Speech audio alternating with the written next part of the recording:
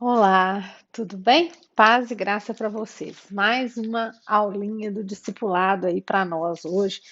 E eu digo para nós porque essas aulas também são uma chance de eu também estudar, né, sistematizar, voltar, procurar as referências bíblicas que às vezes nos fogem. Eu peço desculpa porque eu tô com minha rinite está muito atacada, mas vamos lá.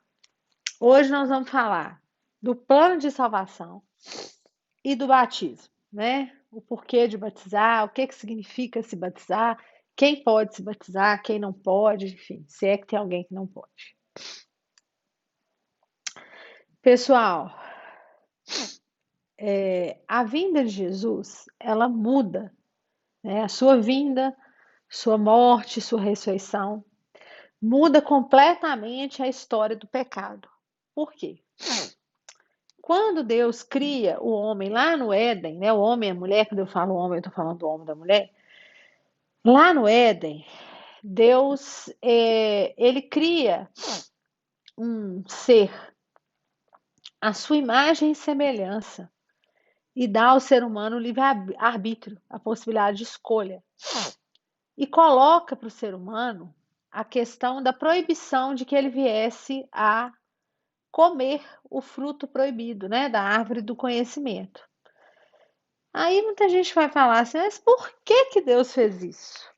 Né? Porque Deus queria uma classe, uma categoria de filhos obedientes, que se achegassem a Ele por amor e não por medo, ou simplesmente Ele não queria criar um exército de robô que só fizesse o que Ele queria o tempo todo, né?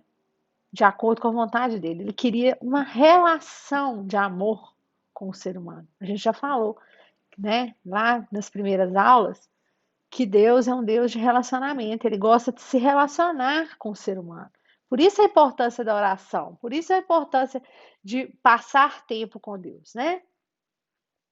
Então Deus cria o ser humano para com ele se relacionar, cria ele com livre-arbítrio, dá a ele um comando de que ele não pode comer do fruto da árvore do conhecimento. E mesmo assim, o homem vai lá e come. Né? Então, nossa, gente, faz parte, né?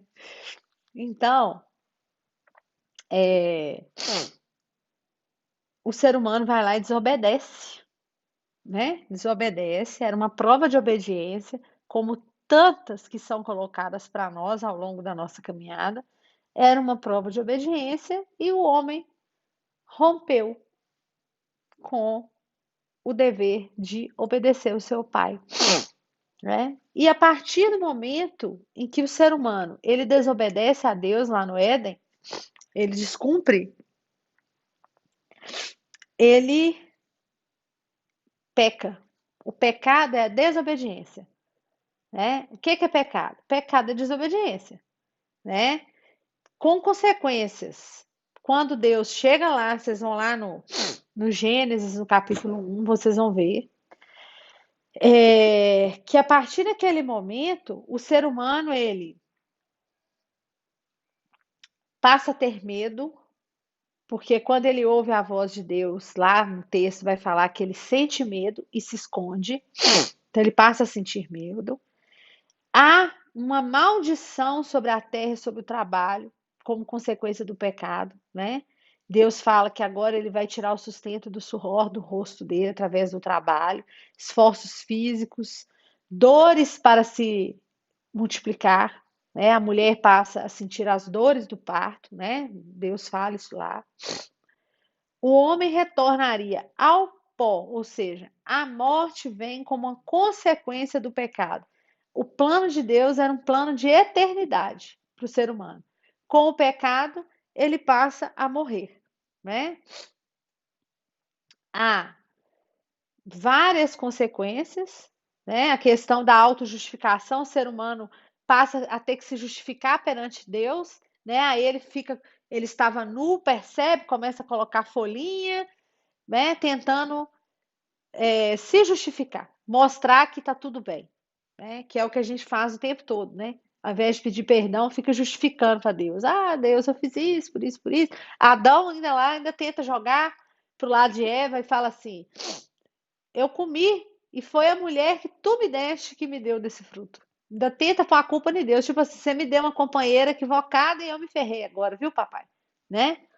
Então, a partir da desobediência, surge a morte, né? A morte é o salário do pecado. Lá em Romanos 6, Romanos está lá no final da Bíblia, Romanos 6:23, vai estar escrito: o salário do pecado é a morte. Então, aquele que peca, ele morre, né? Ele morre. Tem gente que morre de verdade, viu? Não é só a morte espiritual, não. Morre fisicamente. Deus às vezes recolhe por causa de pecado. Então, o ser humano passa a morrer, né? E a gente vai ver ao longo do Antigo Testamento, né? Nós já falamos o que é Antigo Testamento, o que é Novo Testamento, vários momentos em que Deus, inclusive, quis desistir da humanidade. Quando ele permite o dilúvio, né? E Noé faz a arca, ele queria desistir. Ele queria assim, olha, esse povo não tem jeito, né? E aí vem Jesus. E por que Jesus veio parar na Terra? Por que Jesus é meu salvador? Um dia eu perguntei isso no discipulado que eu fazia. Por que Jesus é salvador? Em que sentido que ele me salvou? Por que Jesus teve que morrer na cruz para me salvar? Que loucura é essa? Gente, a questão é basicamente a seguinte. Quando Jesus ele vem para a Terra e experimenta a carne, né? A nossa carne, ele, quando ele não peca, ele mostra para Deus que a humanidade vale a pena. Ele fala assim: olha, os seres humanos valem a pena. Eu vim aqui em carne e osso e eu venci o pecado. Eu morri sem pecar. Ele passou a existência dele inteira sem pecado. Então ele mostra e fala: olha, essa turma aqui ainda tem salvação, né? Então por isso que Jesus nos justifica. Ele, sem pecado algum, ele morre. Ele morre na cruz. E por que ele ressuscita? Porque ele venceu o pecado. E quando ele vence o pecado, ele vence a morte. E quando ele vence a morte, ele vence quem? Satanás. Ah, haha. Então, a partir do momento que Jesus ressuscita, Satanás está fadado ao insucesso. O decreto contra Satanás vem e ele vai ser despojado, né? Por isso é que a palavra vai falar que Jesus desce até a mansão dos mortos, né? Ou até o inferno, e lá ele pega a chave, que é essa chave que ele vai usar na hora que ele voltar. Então, por isso que quando a gente está trabalhando com libertação, sem invocar o poder que há no sangue de Jesus, capeta sai correndo, não aguenta, né? Por quê? Por que que a gente expulsa demônios em nome de Jesus? Por que que a gente faz isso? Porque o poder está no nome de Jesus, que foi quem venceu o pecado, quem venceu a morte. Então, quando Jesus vem em carne e osso, ele prova que o ser humano vale a pena, que o ser humano tem jeito, né? E aí você tem várias consequências, porque Deus é um Deus de justiça. E na medida em que Jesus vem e vence o pecado, ele justifica a humanidade inteira. O que é justificar? É absolver. Toda a humanidade é absolvida. Todo mundo que crê no sacrifício de Jesus na cruz e que Jesus ressuscitou está justificado pela morte dele. Isso chega até nós. Além disso, nós adquirimos o status de filhos de Deus. Todos aqueles que creem e são salvos, eles são filhos de Deus, eles não são simplesmente criatura. A pessoa que não acredita em Jesus, que não passa pelas águas, ela é criatura, ela não é filho. E quando você adquire o status de filho, é outro papo, né? Jesus lá no Evangelho ele vai falar. Se você que é pai, ser humano, você faz tudo pelo seu filho, você imagina um Deus que é pai. O que ele vai fazer por você? muito mais do que um pai ser humano, né? Muito mais. Então, nós passamos a ser filhos por adoção. Nós herdamos, né, a herança toda, né, que Jesus traz com a morte e a ressurreição. Além disso, nós somos santificados porque aqueles que confessam Jesus, passam pelas águas, andam com Ele, buscam a Ele, eles são santificados. Santificado significa separados, separados do mundo, né? Então, daí a importância do sacrifício de Jesus. Ele mostra que vale a pena e retira o domínio da humanidade inteira que Satanás detém, né? A palavra de Deus vai falar: o mundo jaz no maligno. Porém, nós que somos separados, nós não estamos no domínio de Satanás, nós estamos no domínio de Jesus. E é por isso que o demônio se levanta tanto quando alguém fala que vai batizar.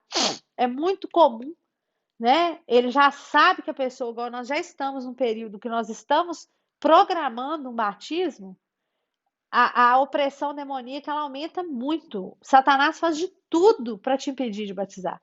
De tudo, porque ele sabe que a partir do momento que você se batiza, que você passa pelas águas, uma vez que você já confessou, né, Jesus como seu salvador, que você crê que ele veio na terra, que ele ressuscitou, que ele te justificou e tudo, Satanás dá pulos de ódio, né? E ele quer impedir esse plano de salvação. Este é o plano de salvação, né?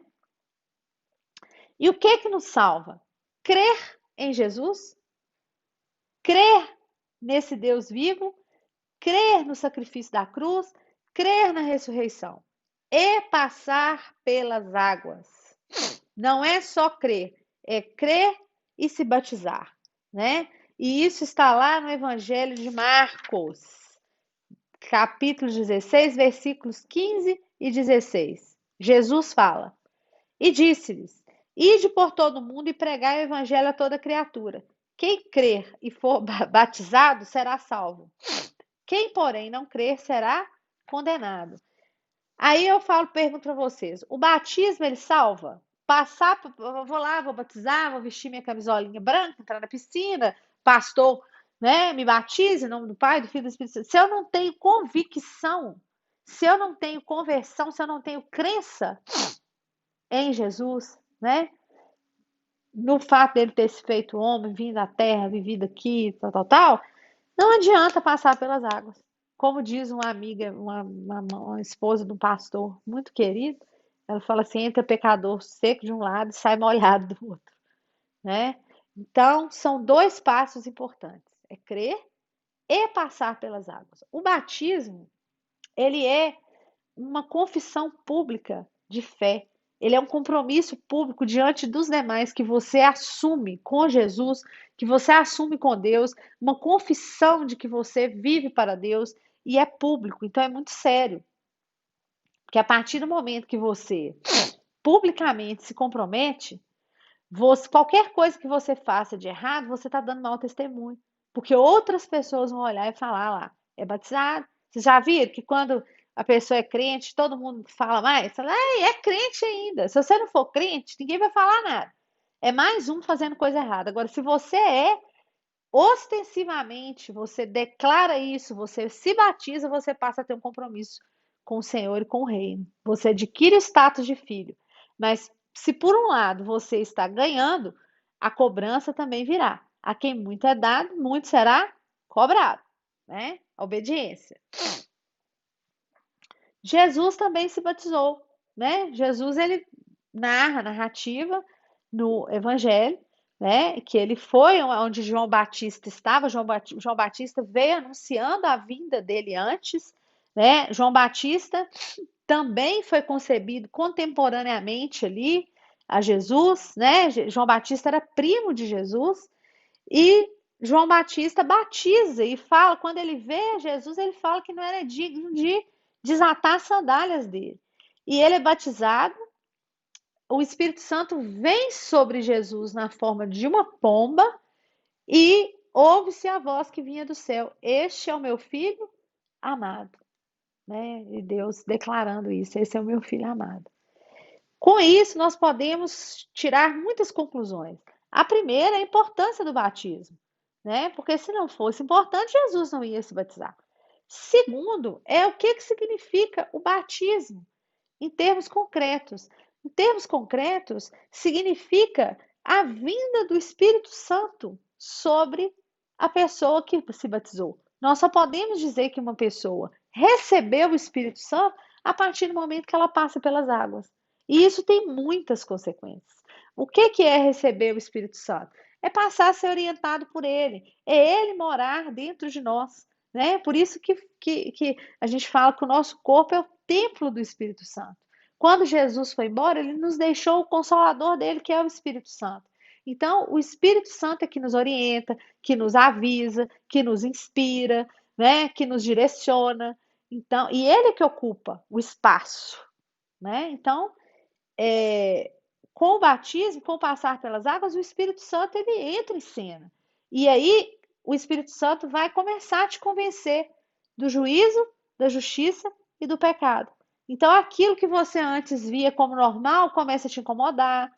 Você começa a lembrar de tudo que você fez errado e começa a lembrar dos pecados que você tem que confessar para Deus, dos perdões que você tem que liberar, do perdão que você tem que pedir, né? Das mudanças de caminho que você vai ter que fazer. É aí que a coisa começa efetivamente a agir na sua vida. É claro que já Deus tem o controle de todas as coisas, mas a partir desse momento se intensifica a ação do Espírito Santo na sua vida, né? Como é que a gente batiza? A gente batiza por imersão. E por que a gente não batiza criança? Criança não tem como declarar que crê, né? Criança não tem como declarar que crê. Um bebezinho, ele não sabe nada, ele não sabe nem onde está o peito da mãe dele, ele não sabe nem a diferença psicologicamente entre a mãe e ele. Ele só vai descobrir que a mãe tem um corpo e ele tem outro aos 9 meses de idade, né? Então ele não tem condição de confessar Jesus. Então, por isso nós só batizamos, nós protestantes só batizamos adultos. E por que batizamos por imersão? Porque o batismo significa o nascer de novo. Você é sepultado e nasce outra vez.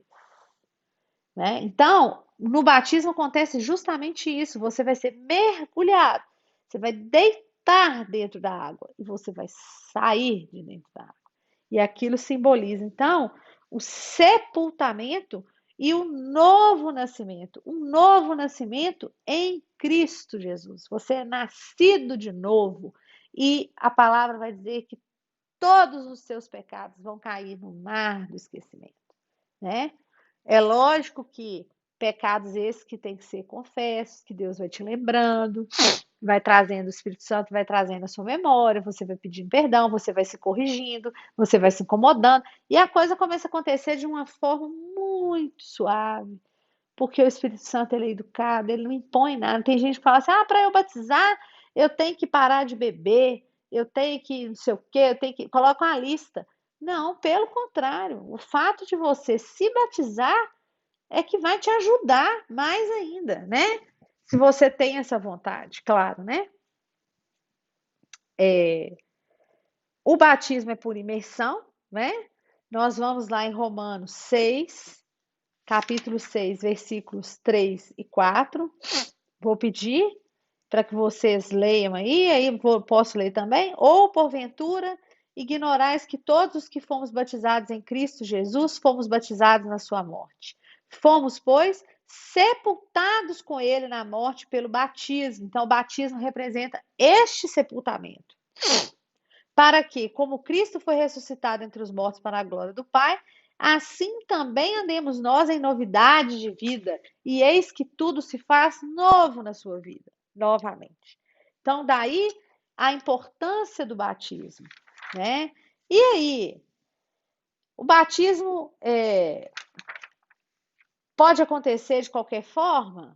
Não, ele acontece em nome de Jesus. A gente batiza no nome de Jesus, né? Uma pessoa que tem unção, né? Que é ungido, que tem essa unção declarada como pastor, como representante do Senhor aqui, representante, autoridade constituída dentro da sua igreja, é que faz isso, né? assume essa responsabilidade. Para quem está batizando, também é uma responsabilidade que essa pessoa assume diante de Deus em relação à sua vida.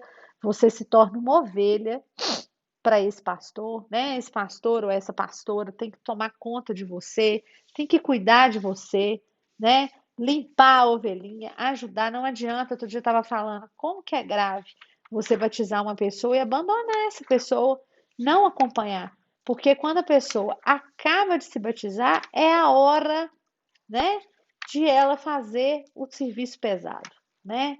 O serviço pesado começa aí, né? A questão da mudança. E com isso, nós temos o início de uma caminhada que pode ser rápida, ser curta, ser muito, aliás, ser longa, demorada, isso vai depender da velocidade com que você busca a Deus. Tem gente que acha que pessoa para estar alinhada com o Senhor precisa de 10 anos de conversão, 20 anos. Não, tem gente com muito pouco tempo que já está muito alinhada, às vezes, que outros que estão aí no Evangelho há muitos e muitos anos. Então, tempo de igreja não significa nada. Aliás, estar na igreja não significa nada, porque tem muita gente que batiza, mas não converte, né? Que é o que a gente falou. Só passar na piscina não vai adiantar, né? É um fenômeno espiritual que exige um alinhamento, exige declaração de vontade, exige realmente essa dedicação, esse esforço, né?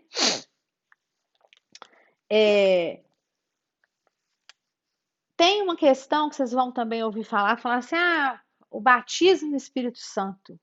Fulano é batizado com o Espírito Santo. Aí você fica assim, gente, mas eu já batizei nas águas, eu sou batizado com o Espírito Santo? É, porque o Espírito Santo, ele chega assim que você entra e passa pelas águas.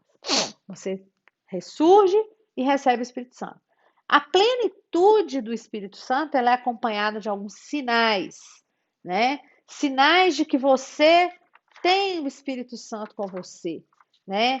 E o principal sinal de que você tem Espírito Santo com você são os chamados frutos do Espírito. O que que são frutos do Espírito? Está lá em Gálatas 5, 22 a 23. São atitudes, comportamentos que mostram que você age inspirado pelo Espírito Santo. Os frutos do Espírito, eles representam, eles expressam o caráter cristão, eles mostram que você tem o caráter de Cristo. Por quê? Porque uma vez batizados, nós adquirimos gradativamente o caráter de Cristo, a gente se aproxima do que Jesus é, né? E aí, esse caráter cristão verdadeiro, ele pode ser resumido numa palavra amor. Não é amor que é o amor homem e mulher, é o amor que a gente chama ágape, né? Um amor espontâneo. A gente adquire amor até pelos inimigos. A gente não tem mais aquela fúria dentro da gente de ter raiva dos outros. A gente vai se corrigindo nesse aspecto, né? Outro fruto do Espírito é a alegria de viver, uma alegria constante, decorrente de estar bem com Deus. Não é uma alegria porque eu ganhei dinheiro, não é uma alegria porque eu, sei lá, eu conquistei alguma coisa. Não, é uma alegria de estar bem com o Senhor, de andar com Deus, você sentir, né, que embora você esteja no meio de uma tribulação, no meio de uma situação difícil, você continua se mantendo alegre, sereno. Não é a alegria de sair pulando igual pipoca, comemorando, achando que você é no carnaval, mas é aquela alegria, aquela satisfação, né, que faz a gente falar assim, eu posso perder tudo, eu só não posso perder a companhia do Senhor, né? Paz. A paz é a tranquilidade íntima e perfeita, independentemente das circunstâncias externas. O ansioso, ele não tem paz, ele não está em paz, né? Então, estar em paz é estar em paz, tranquilidade com Deus, com o próximo e com você mesmo, né? O ímpio, ele não tem paz. Então, todos esses desafios que você enfrenta decorrentes de ansiedade, eles são curados, porque você encontra a paz que excede todo entendimento, que é essa paz. Por que excede o entendimento? Porque não dá nem para entender. Fala assim, como que essa pessoa tem paz com essa quantidade de coisas, quantidade de problemas, cada hora pipoca um, mas você está em paz, né? Longanimidade. Longanimidade é paciência. Você suporta a falta de cortesia, a falta de educação, a fechada no trânsito, né? Sem querer matar alguém, sem explodir de 2 em 2 minutos, sem dar patada de 2 em 2 minutos, né? É lógico que ter paciência não significa ser idiota.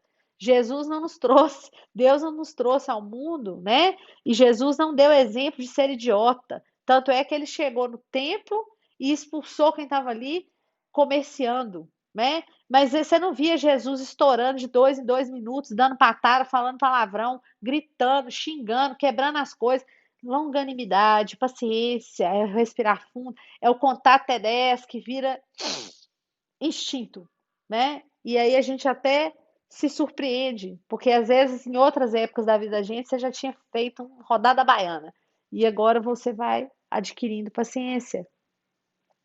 Benignidade é ter misericórdia, é ser gentil, expressar compaixão, expressar brandura, né? Ser capaz de se colocar no lugar do outro, né?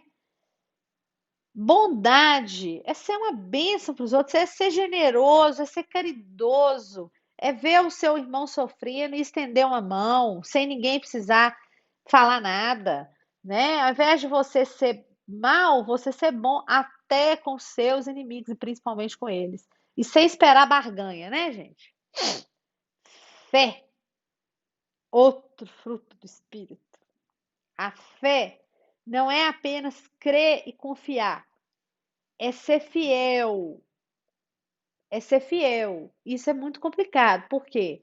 Porque é fácil você falar que você crê, né, em Deus, que você confia em Deus. O difícil é você manter o alinhamento com o que ele está mandando você fazer, com o que a palavra dele manda você fazer, mesmo na hora que você não quer. Mesmo na hora que aquilo vai contra a sua vontade. E você falar assim, não, primeiro a vontade de Deus. Porque ele é fiel, né? Ele é fiel e eu serei fiel a ele, né? Deus desafia muitas vezes a nossa fé. Ele nos dá ordens através, né, de pessoas que ele levanta e ele prova a nossa fidelidade. Eu já recebi uma ordem de Deus terrível, no ponto de vista, para mim, né? Terrível aos meus olhos carnais. Eu perdi o rumo. Eu errei até um canteiro central dirigindo, de tanto susto que eu levei, né? Usou uma pessoa muito querida, ele usou para mandar um recado para mim.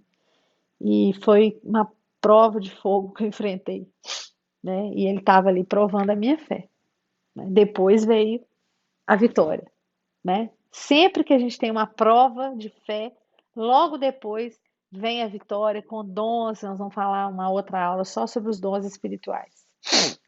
Mansidão. Diante de situações irritantes, desagradáveis, né? Isso aproxima com a paciência também, mas às vezes você se irrita não é por falta de paciência, é por indignação mesmo, né? Então, ao invés de você ser agressivo, você fica manso, como Jesus foi manso diante do seu traidor, né? É, e ele, inclusive, cura a orelha, né, do servo do sumo sacerdote que vai lá prender, porque Pedro corta aquela orelha e ele vai lá e cura. O cara foi lá prender ele. E ele fala: aprendei de mim que sou manso e humilde de coração.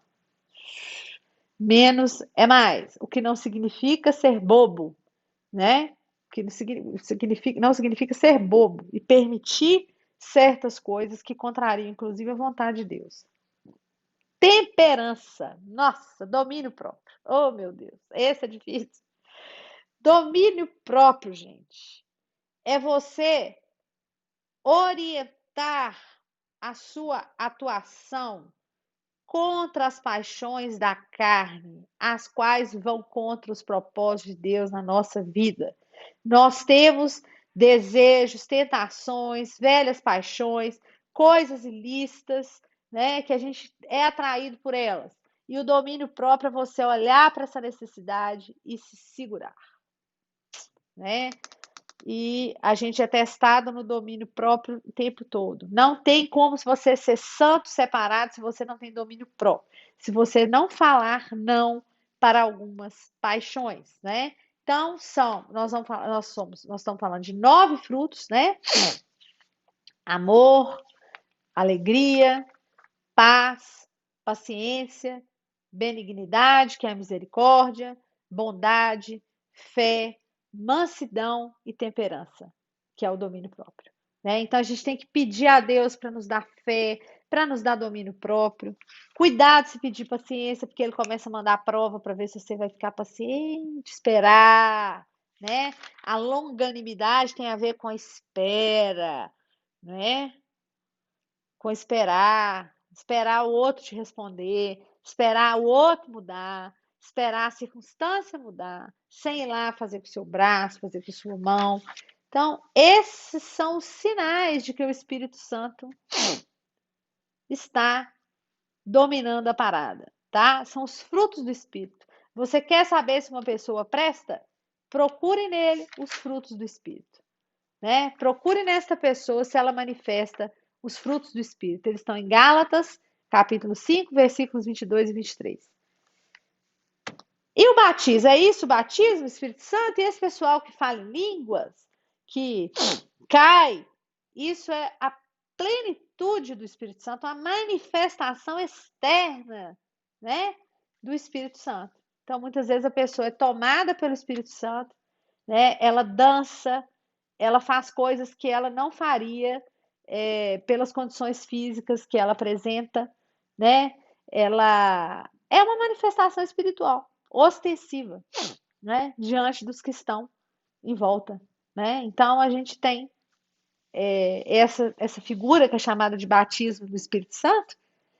Muitas pessoas elas desmaiam, elas caem e desmaiam. E não é manifestação demoníaca, né? Porque quando é o demônio manifestando, a pessoa muda as feições, ela vira a mão para trás, ela vira olho, ela muda a voz. E o Espírito Santo ele não faz isso, ele só dá aquela manifestação de poder, né?